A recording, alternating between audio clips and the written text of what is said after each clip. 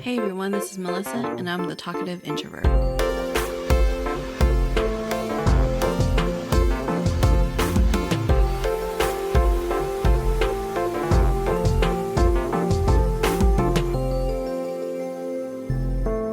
So for today's episode, I am joined by Ash Pariseau.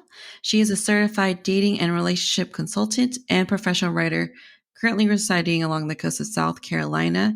Her mission is to help women cut through the BS and become valued in relationships with quality men by setting realistic standards and establishing healthy boundaries. So thank you so much for joining me in today's episode. Thank you for having me.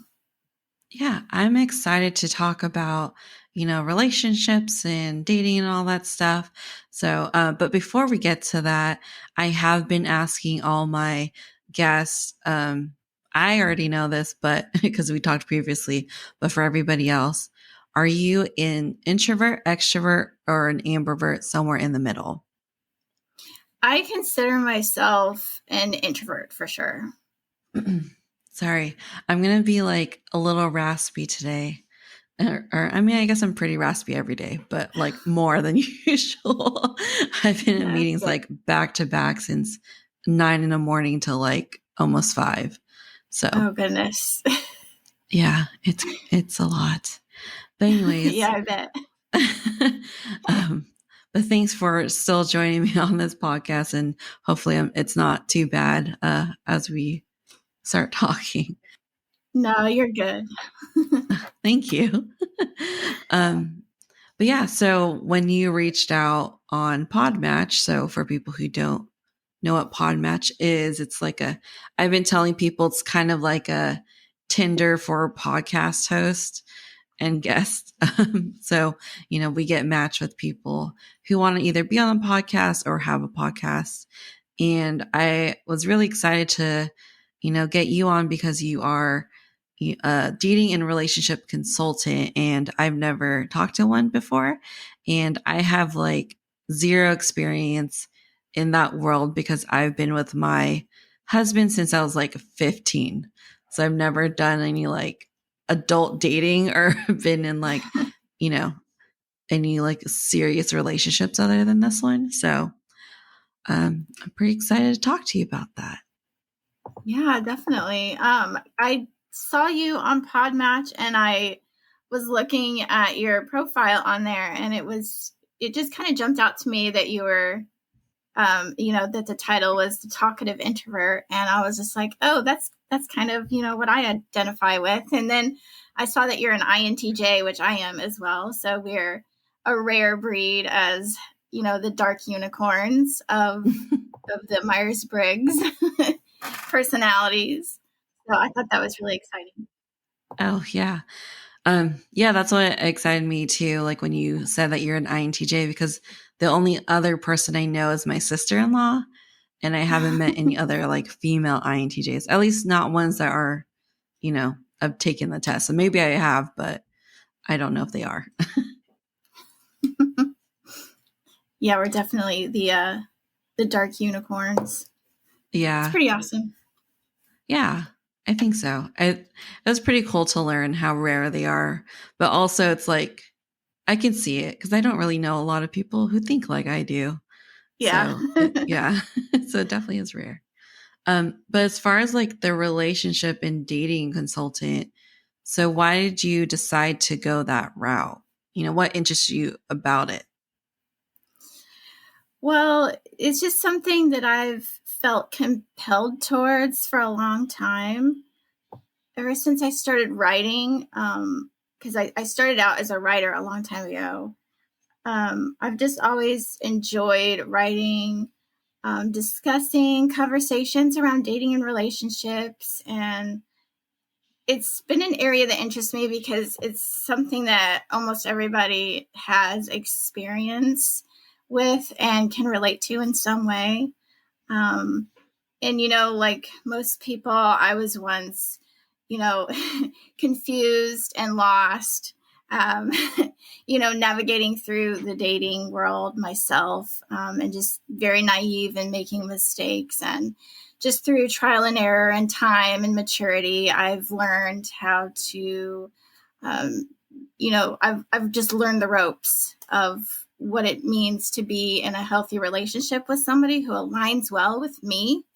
And I think that just through all of my own errors, I have felt called to help other women. I want to help them through their struggles as well. That's awesome. I think a lot of people would appreciate that, uh, especially now. I mean, I don't know how difficult it is now versus back then, but uh, from my friend's experience, since I can't really talk about my own, it's pretty tough. It's hard. It's hard doing the whole dating app stuff and hard to find, I guess, the one or the right person or someone that you want to spend, have a serious relationship with. So Uh-huh. I can see how having some type of guidance would be helpful. Yes. I believe it is, according to a lot of the people that have stories, the stories I read, the stories that come to me in my inbox. It's an area that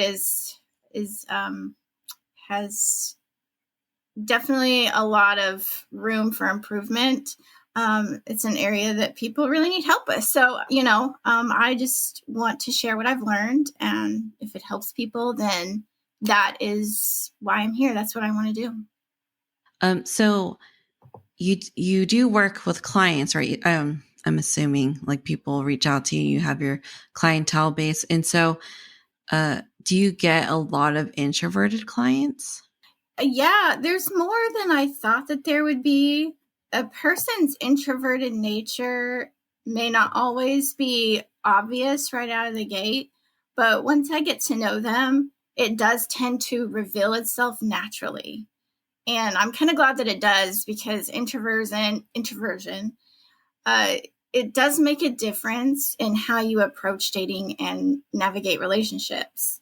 Introverted women approaching dating, and like, you approach dating in a different way, and then you relate to people in a different way than an extroverted person will. But yes, it does come up often. Eventually, at some point, it shows up within the coaching sessions as well. I feel like because I am the talkative introvert, and I chose introvert because it's such a big part of my personality and who I am, and it's a big part of like my decision making.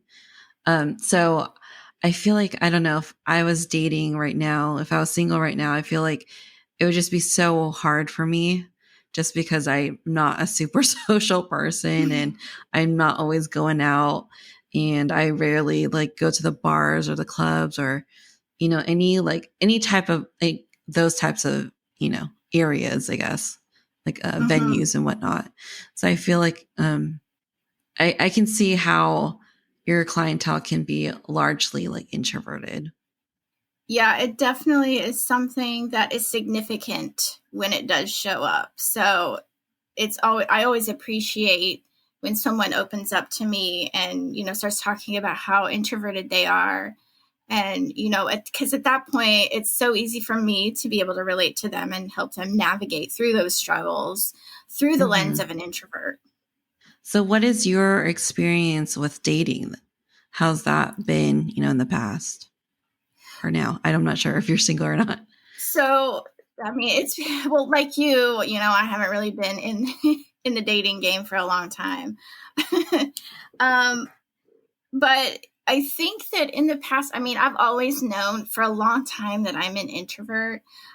But I think at some point, in my early 20s, I've come to realize like what it means to me, how I conserve energy while dating and while in a relationship. I tend to be someone who's most comfortable being in my calm and reserved, laid back state.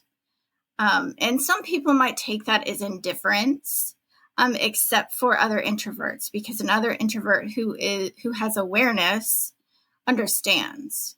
So for me, it's always been more like I've had 2 serious long-term relationships, and they've both been with introverted men. I have dated extroverted men, but those just happen to not be anything that, lasted or materialized. So I don't know if that's just by chance, but it does seem to be that I am more comfortable with another introvert. Yeah, I feel like I'm not saying that, introverts and extroverts can't date because, everyone's on a spectrum. Not everyone's like 100% one or the other. But for me personally, like I'm extremely introverted. I love being home. I spend most of my weekends home and most of my, free time home. And I feel like an introvert would just understand that. Whereas Yes. someone who's very extroverted, they may not be happy in that kind of relationship and they may want to like go out. And because even like going out to eat, like sometimes my husband and I are like, we should go out to eat. We haven't left the house in a while. But when we do, we're just like, I just wish we just took, had takeout and just brought it home and watched TV or something. Yeah, I definitely feel it. I mean, so how about you? Because I know that for me, like during the pandemic, like everybody was ordered to stay home. For me, that was not a problem at all. I very much enjoyed being home. And as weird as it sounds, I enjoyed the idea of other people staying home because sometimes I feel like people are just, out and about and they're like, they just get so restless and they have to do something. I'm like, everybody just chill, just, calm down, stay at home, like enjoy your family, enjoy your partners. And like, that's something that me and mine did. We just enjoyed each other's company, together. And it was awesome. Under the circumstance, I'm not saying the pandemic was awesome. No, I get it. But you know what I mean?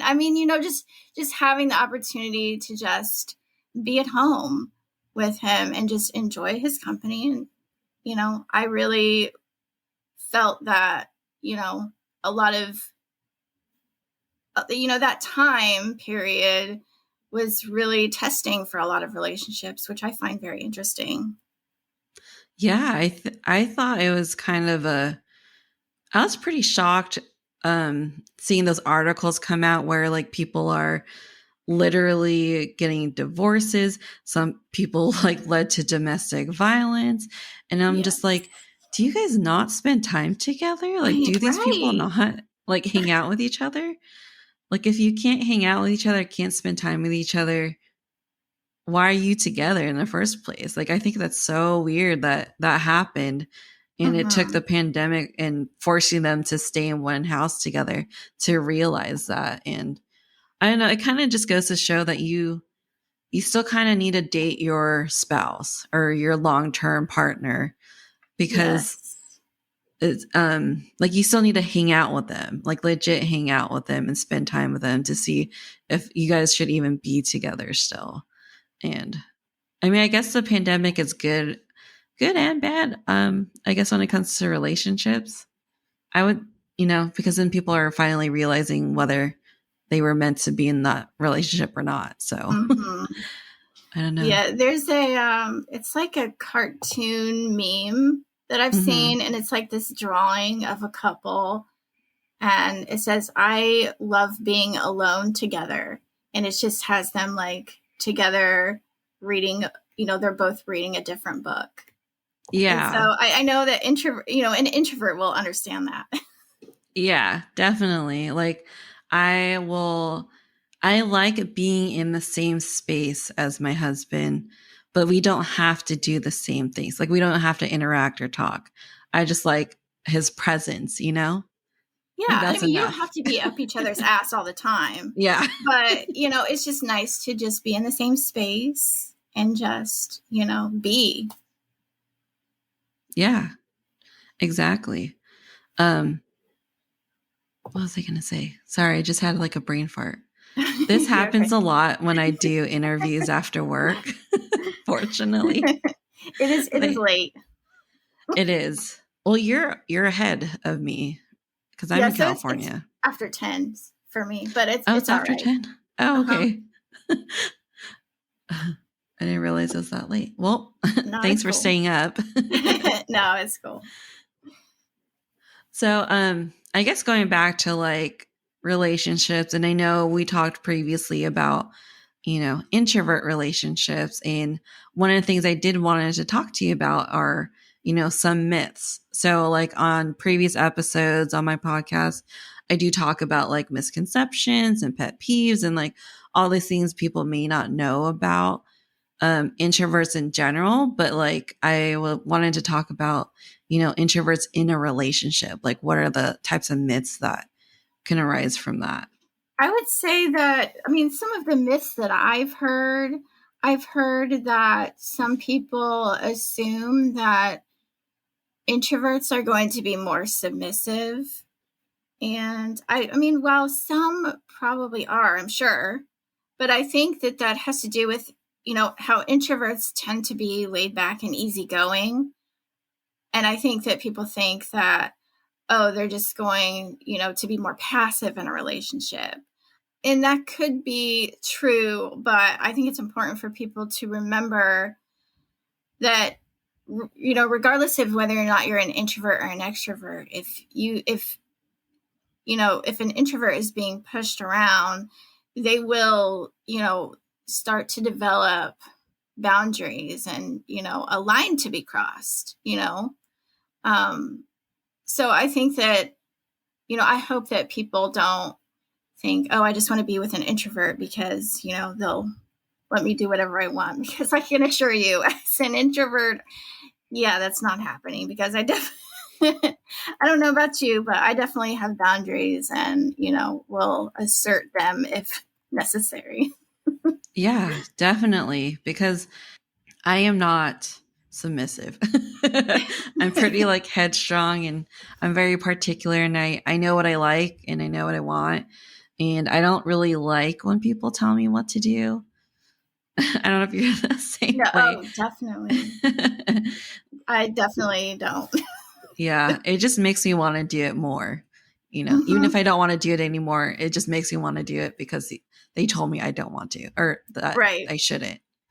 Um, So we introverts can have a rebellious streak as well.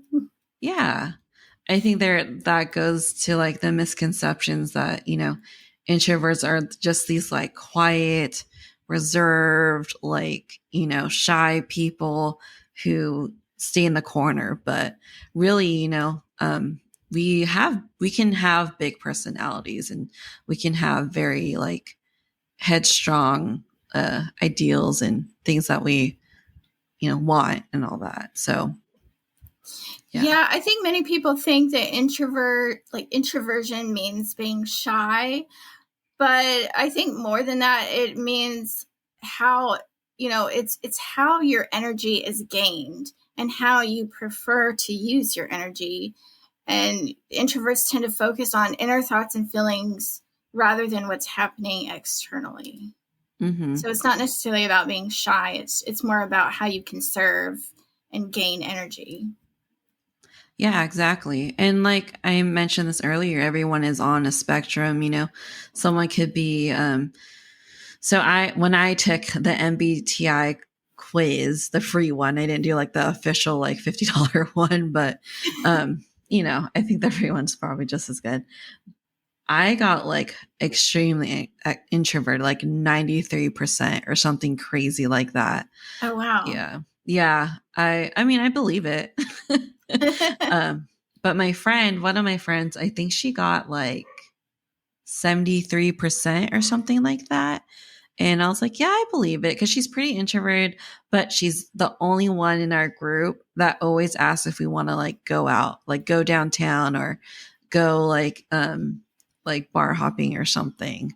And Mm-hmm. so I think that's another misconception too. Like maybe extroverts don't want to date introverts because they'll never like want to go out or do something fun. But, we are in a spectrum and, my friend's like a good example of someone who will go out occasionally, not every weekend, but, she likes to still go out.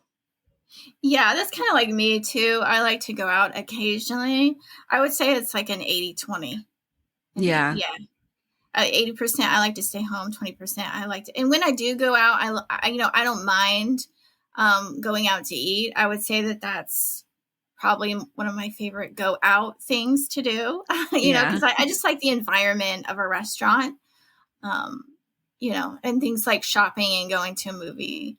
I'm not really much of a bar person as much anymore, just because the noise starts to get on my nerves after a while. And when I do, it's like I have about a 2-hour window. Like once I'm there for an hour to 2 hours, I'm like, all right, time to go. Like I am done. Yeah. I am the same way. Like I like going out to eat because you can actually like have a real conversation with the people you're hanging out with. But when Mm-hmm. you're at a bar, it's just so I don't know what it is, but too much stimulation is just too much for me. Like I will start to drain. You could start to see it in my face. I'm not very good at hiding it. And I just the moment I step out of a bar, it's just like such a big relief. Mm-hmm. Like it just feels so good to like get out of the noise and just be in quiet for a little bit. And Yes, yeah. I totally understand that. Yeah. Like I like during the pandemic, we, were quarantined for quite a long time. I don't know how it was in your state, but California didn't really open up for a long time. I think we were compared to other states, we stayed in quarantine a lot longer. But once we opened up again, we were like, yeah, I want to go out.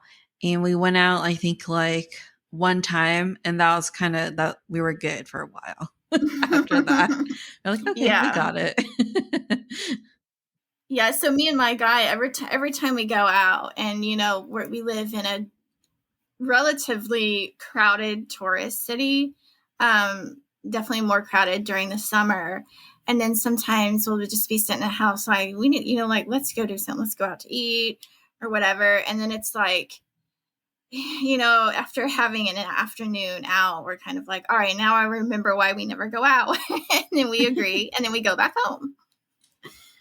Yeah, exactly. It's just like a good reminder, like we got to go out every once in a while just to remind us why we don't go out. Yes. Yes, I get it. Yeah. And so with your introverted clients, like what are some of the struggles that they deal with? Like why do they come to you? Like what are the I guess the big items? A lot of them feel the need, well, especially when it comes to their introversion, they tend to overcompensate because they feel that they need to, because they don't have that big personality, or they think that they don't have the personality of an extrovert, so they feel like they have to overcompensate, and a lot of them do. They just do so much more than their partner. So I kind of help them, with the struggles and the guilt that comes with that, and the resentment that comes with being the partner that does more. I would say that when it comes to dating, a lot of them have issues just meeting people and approaching and being social enough to have access to the people that they want to meet is definitely the number one thing for people who are newer, or looking to have a new relationship. Yeah, that just seems so exhausting to like overcompensate. And then once you're in the relationship, what then? Then you have to kind of be your real self. You know what I Mm-hmm. mean? And so you're not really giving that other person a real look of like who you actually are and how the relationship would end up being, in the long term. Yeah, definitely. So for dating, I know a lot of people use dating apps. I don't know if people still meet each other because a lot of people I know, they have met each other through an app of some sort. And so like what are your thoughts on dating apps? Oh my goodness. Man, I feel for people using dating apps hard. Yeah. I do. I feel for you all hard. Um, there are so many out there, and I'll say this, like, when it comes to like certain apps, like I think that there might be some that are more introvert friendly. Like I've heard people say nice things about meeting people on the site Meetup, Oh, okay. which really isn't a dating site, but it's like a group, like a group's meetup site. And there are actually, I know that there are groups on Meetup that are personality based. So if you go on there and search like in, introvert or your Myers-Briggs type, I'm sure that there's a group there for that, and you could actually, just start socializing and talking to people, with your same personality type. And I think that that's kind of a more laid back way of approaching meeting somebody rather than something that is so aggressive, like Tinder, for example. Yeah, I think dating apps can be a little hard or very hard, especially for introverts, just because like it's picture first, and Mm-hmm. introverts tend to value like quality over quantity kind of situation. Like they need to get to know you, like Yes. they need to have like that deep talk with the person and um, really get to know that person before like really doing anything. And so when you're just basing it off of profile that have like limited characters in just somebody's face, like how do you even know if it's worth swiping on them, Yes. Because introverts definitely are more inward reflective. So it is hard to get through, to get past, the outward appearance. And it seems like so many people are so focused on, the surface level stuff, what you can see right out of the gate. And introverts know that there's so much more beneath that. And it's really, I understand it's hard to get to know somebody, but I would encourage introverts to just try different apps. And not all of them are going to be for you. But definitely, if I had any recommendations, I would suggest trying something like Meetup for sure. Okay, that's good to know. Yeah. um i'm sure I'm sure there's like so many different apps out there, and yeah, just trying to find the right one. So do you mind me asking how you met your partner, your guy? Yeah, so I met him actually through my younger sister. Um, he was a friend of her friend, and he saw me one day. I don't remember where he said he first saw me. I think he said he saw me walking, like walking to work. And he just came up and talked to me. I was working at a pizza place in a town called Albany, Indiana. And he just started talking to me and, added me on, get this, MySpace. So this dates things a little bit here. He added me on MySpace and, we just started talking. We were friends for a little while, and then things progressed after, a few months. But yeah, that's how we met, the good old fashioned way, through, friends, family. Yeah. No, I honestly prefer that. If I was ever single again, I would I don't think I would want to do the apps. It just seems too exhausting, and there's just something about just having a conversation with a stranger, I guess. I don't know. And just like a meeting that way, cuz also like one of the things I know my friends talk about is how like how what's the right word? I don't want to say ballsy, but like, I guess how ballsy people can be via text, you know? Because there's such Oh, a I difference with know. like talking to someone in person and someone texting you. Yeah. It's so true. Like, I don't know. I mean, I've sat in on some of those first initial conversations with a friend of mine. And she's like, well, I just met this guy on, this site, and then we're texting. And then, she lets me read some of the text and whatnot.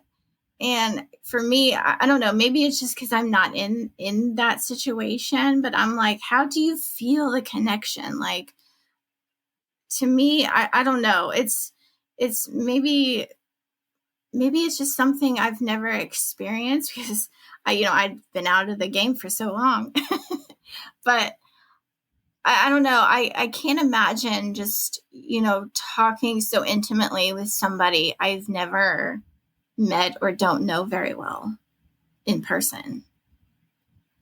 Yeah, because one of the things too is that I learned is when you're talking to someone, like that's why I kind of like doing these podcasts, even though I don't record video. I like seeing the person because a lot of your language and how you talk is also your body language, like reading the person's facial expressions and how they, present themselves and all that. And so all of that stuff factors into language and understanding a person. And it's hard to connect with someone because, sometimes when you get a text, you don't know if they're being sarcastic or if it's a joke or they're being serious. And then it's just kind of awkward if interpreted it Mm-hmm. wrong. And so it's just like a little awkward after that, But if you were there in person, then you could be like, oh, okay, you can tell from like their tone of voice or how, if they smiled or laughed or, if they're being like dead serious, whether to like laugh or not. So, Yeah, even I've had interviews, like job interviews, like that are via Zoom. And, I've had my camera on, but the other person didn't. And I noticed what a difference that is, like me feeling like, I'm, there on camera, but the other person isn't. So I mhm. almost feel like there's that lack of connection there. Yeah. So it definitely does make a difference because it feels so much better like having your face right there. Yeah, even just like so our director asked everyone to, if they're not going to be on video, to at least put their profile picture. And even that, like looking at someone's profile picture versus like just their initials, it kind of is um it kind of is a big difference because then you're looking at a person even though they're just sitting still. It's still like Mm-hmm. looking into the eyes of somebody and not just, their initials. Yes, Yeah. So definitely. I don't know how people create connections. And, my friends have like really bad experiences too, where some people just get really hurt or like they get their ego hurt and they can say some really mean things if you reject them. Like if you decide like, yeah, I'm not feeling it, or like I don't want to go on the date, or just not even say anything really mean, but just being honest, like I don't think like I want to pursue this. Some people have said like really awful mean things to my friends, and I feel like the only reason they're able to do that is because they're hiding behind their phone. Yes. Oh yeah, definitely. Yeah. Because how many people would say those things to someone's face? Yeah, exactly. Especially if you're like in public too. So for your clients, like do they talk about how they're able to connect with people through apps, or like is that something that they struggle with? Yeah, I would say that a lot of the women that I talk to have issues with mostly determining, the the good guys from the riffraff, Yeah. you know. Um the guys who just want to hook up, and the guys who might be interested in an actual relationship. That seems to be the biggest struggle when it comes to the dating apps for women. Yeah, I'm sure it's definitely not easy. But I'm sure it's not easy in general, even without the apps, just finding somebody. Yeah, definitely. But, when it comes to, determining, and filtering through those, I have, noticed certain patterns, and, there are red flags that I hope women look out for. For example, if a guy's, if he, automatically just starts in with the sexual innuendo and wanting to trade dirty pics and things like that, like that's a pretty dead giveaway that he's just interested in that. So, I help women kind of, navigate through that and help them figure out if that's what they really want, or if they want something more serious, something that's going to last. Then, I'm like, I kind of advise them to, look for somebody else. Yeah. Do you have like a top 3 or top 5 red flags you always share with women? There are so many. Do you have like a favorite? Or I don't know if it's a favorite, but like the ones that are like automatic, you should probably look for someone else. Oh, a lot of it is just attitude. Like if he's got, a demanding attitude, I consider that a big red flag. If he is overly concerned with her past, and how many other men she's been with, I consider that a red flag as well. And like I said, just diving right into the sexual talk is one for sure as well. Yeah, I can see the demanding one from like, not from experience, but from men that I've known. It is difficult, like, or it's like obvious if they have more of that alpha mentality. Mm-hmm. Like I feel like you can tell right away, like they're a little cocky and they're a little like they have like set rules already, before the relationship even started. So I don't know if that yeah. Yeah, and I have found that it seems to be common for men like that to pursue introverted women like us because they think that they're going to get their way. And yeah, that's definitely something I've noticed. And it's like, no, buddy, that's not how things are happening with me. That's just not. Yeah, exactly.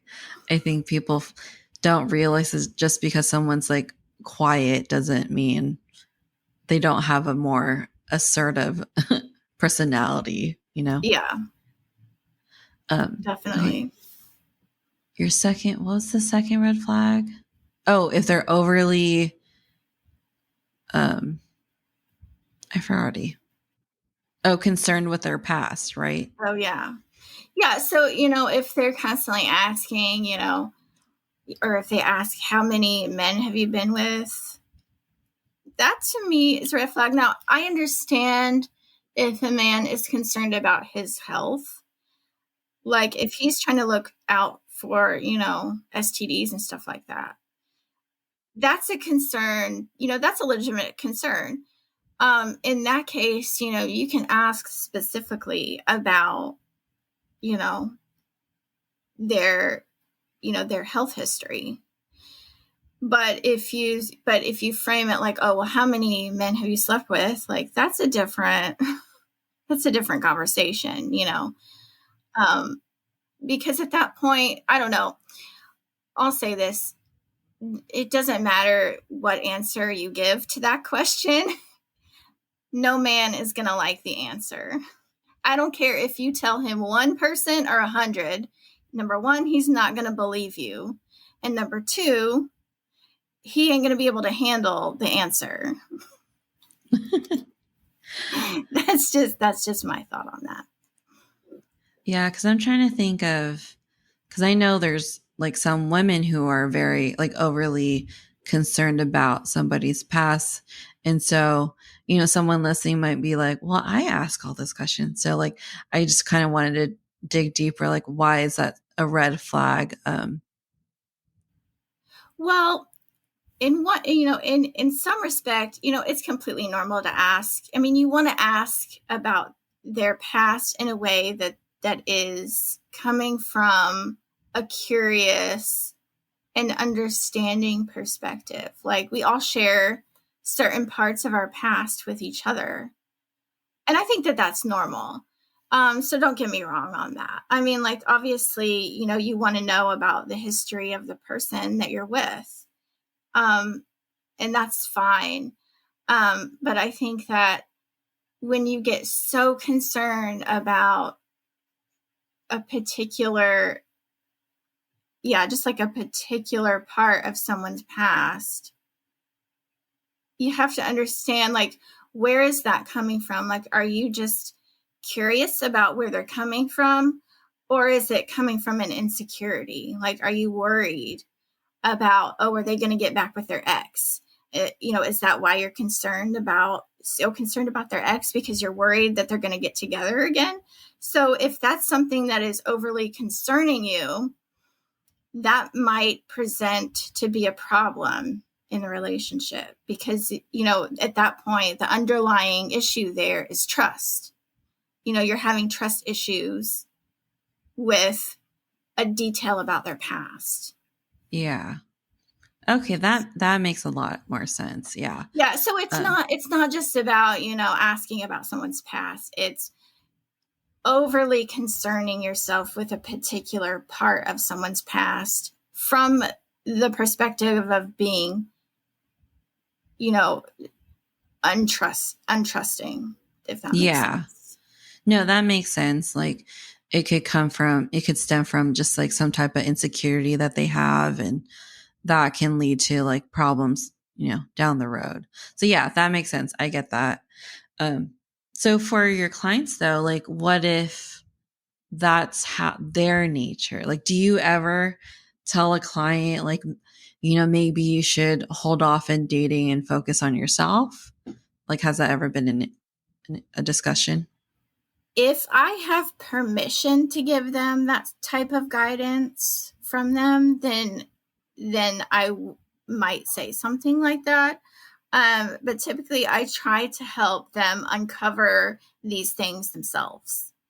I'll ask them questions that will encourage them to think for themselves about where it is they're coming from, and help them realize their own insecurities, and just try to encourage them to hold themselves accountable for their own part in a relationship. And what areas can they improve on? What areas are they struggling with that they might not have even realized? Yeah. Because sometimes I know people who have like an issue with dating, or like, their relationships never last, or they're constantly, breaking up with people. And so at some point, sometimes you have to think, is it them or is it me? Yes, exactly. And it's one thing to tell somebody, I can sit there as a coach and be like, you need to fix X, Y, and Z, but it's so much more powerful to collaborate with them in such a way that they start to discover that themselves. Yeah, I think that's a much better approach, because, it kind of goes back to, like, for me, for example, like, I don't like when people tell me what to do. it kind of is like the same thing. Like, I don't like when people tell me, like, who I am. Like, I need to self discover that for me to accept it. Because if someone's telling me that I am this certain person, like, I may not believe that, you know? Mm-hmm. I guess it depends who it's coming from too. Yeah, and when the realization comes from within, it's so much more impactful. And, when someone is starting to come up with their own ideas and their own action plans for solving their problems, they're going to be much more committed to following through with the steps that it takes to improve and, change their outcomes, which is ultimately what I do most of the time as a coach and consultant, is sort of help facilitate that positive change and, like the creating a goal and taking action and following through and, helping them realize things that they can do to, work through their struggles, and realizing their part as well. Yeah. And I think just taking care of that and taking care of who, like, the struggles that they're dealing with and their insecurities, that can really shine through. Like, I was telling my friend, um, that I can tell when she is not feeling herself. Like, I can tell when she's at a low and when she's at a high. Like, when you're able to, like, take care of yourself and you're able to, like, figure things out and figure out your struggles and how to cope and all that stuff, it really does shine through you physically too. You can see when someone's confident or when they're happy. And I feel like, being able to do that probably will help you in the long run for, finding someone and dating people. Oh, yeah, because people are attracted to happy, healthy people. And Mm-hmm. when you're happy and healthy and confident and feeling good about yourself, that will reflect in your everyday actions, and how you present yourself. And it's, ultimately just going to help it's going to just help your outcomes and expand on your choices. And, whereas, if you're feeling down about yourself and insecure, that shines through and people can tell. Mm-hmm. And, so when you're happy and healthy, that sets the foundation. That is the foundation for having a happy, healthy, long lasting relationship. Is, you got to be good with yourself first. So I know there's like this saying, but people love to use, um, like, you need to love yourself before you love others. And so do you agree with that statement? Like, do you like that statement? I think, I mean, in short, yes. I think that, there is some nuance to that though, too, because, it's, we're all imperfect human beings. And there are moments where, let's just be honest, we don't love ourselves 100% of the time. And, but we have friends, we have family, we have partners who still love us no matter what. Yeah. So in that respect, I don't necessarily agree with that, but I mean, I understand why it sounds good. Yeah. And I understand why it's a fundamental, mental practice though. What do you think? Um, I'm glad you asked. No, I'm kind of in the same boat as you are, because this is just from, like, my experience. But, like I mentioned, I was with my husband since I was 15. And obviously I am not the same person I was 15, and I had to learn to grow and learn to figure out who I am and, like, self discovery and understand, like, who's like, what's the adult I'm going to become. And so during that time, there wasn't a whole lot of self love. I doubted myself a lot. And it does, like, of course, impact our relationship, but in a way, it like made our relationship stronger that we got to grow together. And even though um, we were both like kind of separately trying to figure out who we are as adults, we were still able to like maintain our relationship. So I don't know. It's hard for me to say that because like I didn't go that route, you know, like we didn't break up and I didn't go on this whole like self journey or self discovery journey and figure out who I am. Uh, you know, I don't want to say fixing myself, but like, you know, um, learning to love myself. And that's a continuous thing for me too. Like loving Mm-hmm. myself is something I struggle with and have to deal with every single day. And so with that mindset, like I would just be single forever. I feel like, you know, if I followed that motto. Um, Yeah. I do think I think to an extent you should love yourself. Like I think to an extent you should work on certain aspects of yourself. Like if you're I don't know, if you're very extremely insecure and that's getting in the way of like having a meaningful relationship, then yeah, I would say like maybe you need to take a step back. I wouldn't Mm-hmm. say like just break up with your you know, your partner, but I would say like take a step back and try to figure that out, you know, because then Yeah. it's kind of just destructing. It's starting to impact a relationship. It's going outside of just hurting you, but hurting others, if that makes Yeah. sense. Yes, it does. It makes perfect sense. And I would say that's pretty awesome that you've maintained your relationship through all of those, you know, inner self, all the self healing and the self transformations that you went through. Because it does seem that that's kind of rare, isn't it? Mm-hmm. When you're young and you get together and you are compatible with a certain person. I mean, me too. I don't even think I'm compatible with the same person that I was when I was 15. Yeah, exactly. Yeah, I feel like I'm such a different person. But it's pretty cool that you've maintained your relationship through all of that growth. It's pretty Yeah. cool. Thank you. Yeah. I don't know a whole lot of people who stayed together since high school, but the ones I do know, like there's a few of them, and I think they're just able to stay together because they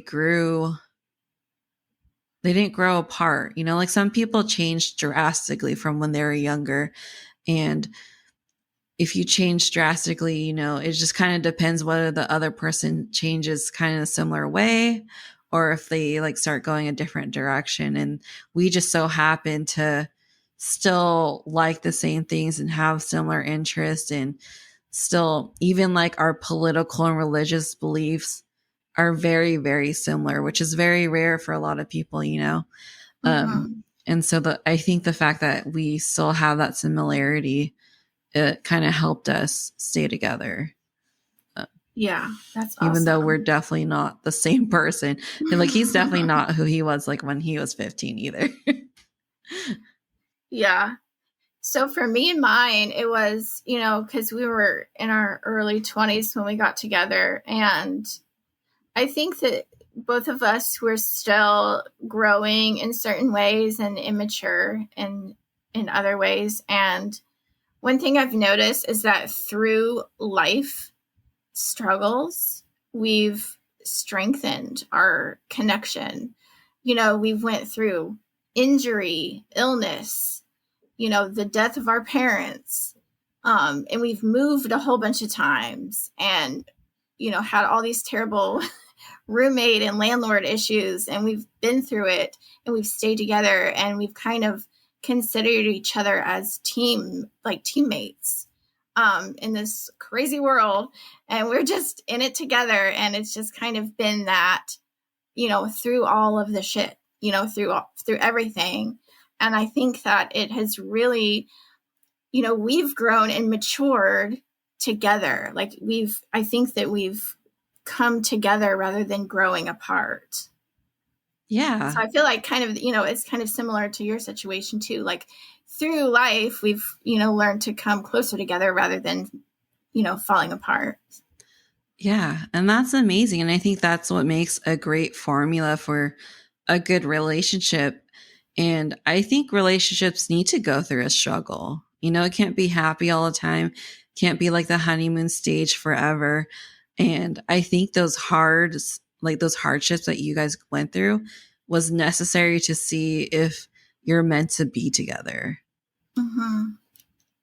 And I think that's why the pandemic was so eye opening for so many people, because it's a really big struggle that everyone had to go through, and they had to do it with whoever, they were living with, or whoever like is the closest with them.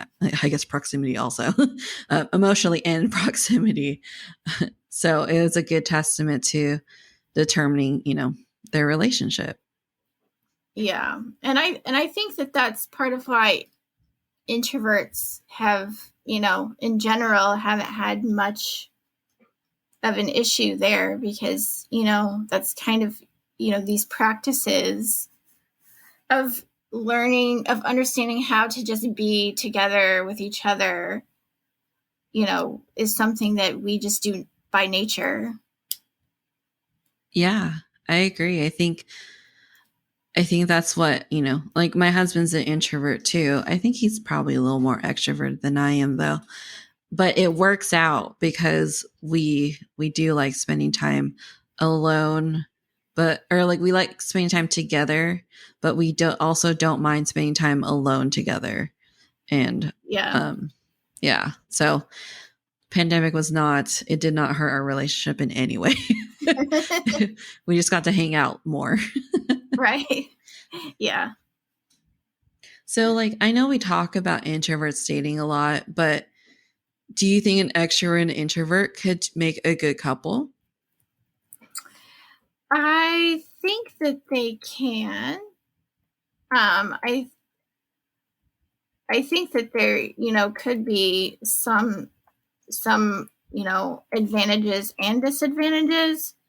I would say that an extrovert might be able to help an introvert, come out of their shell every once in a while and have some fun from time to time. But I, obviously, I don't think that that would be the case all the time. Um, just every once in a while. And I think a lot of introverts, as we've discussed, wouldn't mind going out, and out, getting out of their comfort zone every once in a while. And I think that an introvert might be able to help the extrovert understand themselves inwardly and their inner world and what's going on that can't immediately be observable externally. And I think an introvert could help them get in touch with that part of themselves. Yeah. Yeah. So it's a good, like, they can balance each other out. Mm-hmm. And I would say if there are any obstacles that an introvert extrovert relationship might entail, could be, let's see, I would say compromising on social engagements would be one. I can imagine that an introvert might occasionally feel overwhelmed by the extrovert's interactions with people. Like, say, for example, if they're constantly going to the bar, an introvert might not be comfortable with their partner constantly being at the bar every other night. So that might be an obstacle. And I would say that an introvert and extrovert are going to probably approach disagreements in a different way. An extrovert might feel more comfortable speaking more freely when it comes to what's on their mind, whereas an introvert is going to be a little bit more strategic with how they communicate and maybe wait until they feel confident in what they're going to say. But I think, with all of the, the pros and the cons, I think that it's worth discovering what kind of energy works well with you and your personality. Yeah, that makes sense. I think it's just all about, I guess, meeting them and exploring how it would work. And I think during like the dating phase, I think that's when you get to like kind of discover whether it works or not, right? Because then either person can choose the date, like how the date is going to go, like whether it's going to be like movie and a dinner, or if it's going to be like something crazy like a scavenger hunt, Yeah. and Yeah. like from there kind of figure out like, okay, is this the type of stuff like I would want to do for the rest of my life, or Yeah. So we are at the hour mark. So I want to make sure that I give you enough time to talk about like any last minute things, or if you want to like share any like big advice for our audience. I know a lot of my audience are introverted women. I mean, there are some men there too that may appreciate the advice too, but anything like that you want to talk about before we end the show, and also like where can people find you? Okay. Well, you can find me at my website. My blog website is damesthatknow.com. And if you are somebody who's an introvert and you are having issues with your dating and relation, or like your love life in general, that's something that I can help people with. I definitely understand a lot of introvert struggles because I am one myself. So if you would like private, one-on-one consulting with me, either around being introverted or any other dating or relationship issue, you can go to damesthatknow.com/consulting. And then there you can find some information about my consulting packages. If you just want to do like a one-off or 1 or 2 sessions, or if you want to do like a 3-month package, we can all work that out. But just to let everybody know that I am available for that, for those who need additional private help with their issues. Awesome. Well, thank you. I will also add your website to the description so people can check that out in the show notes. And I will tag you in on Instagram, like social media, so people can check out your profile there as well. Thank you so much. Thanks for making it to the end. If you enjoy what you hear and want to stay up to date on the show, please follow me on Facebook and or on Instagram. You can also check out my website at thetalkativeintrovertpodcast.com. All the information will be on there as well as in the show notes. If you want to help support the show, please review and rate the podcast and share it with your friends and family. Thanks so much, and I'll talk to you guys in the next episode.